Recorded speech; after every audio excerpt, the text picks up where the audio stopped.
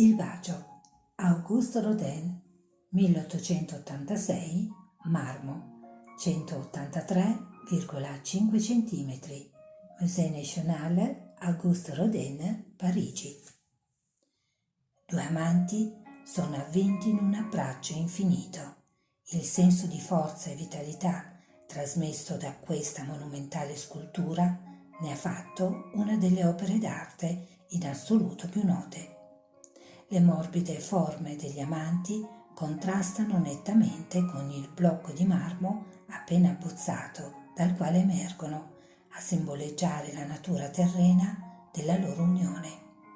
Passione e disperazione sono comunicate dal paradosso di una sensualità carnale resa in modo così verosimile da una fredda pietra inanimata.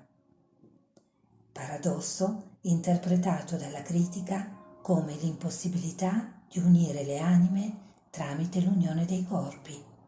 Nella sua ammirazione per Michelangelo, Rodin ne accolse l'ansia di liberare la forma umana dalla pietra. Legato alle tradizioni universali della scultura, è considerato sia un rappresentante dell'ultimo romanticismo, sia un precursore dell'arte moderna.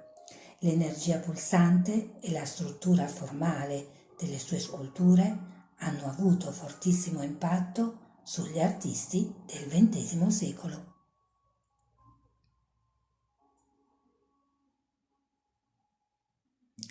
Per l'ascolto e la visione di questo video vi ringrazio e invito anche chi non l'avesse ancora fatto ad iscriversi al canale Il Cappello di Irma, attivando anche la campanellina qui sotto il video per poter ricevere le notifiche dei prossimi contenuti e dei video che pubblicherò.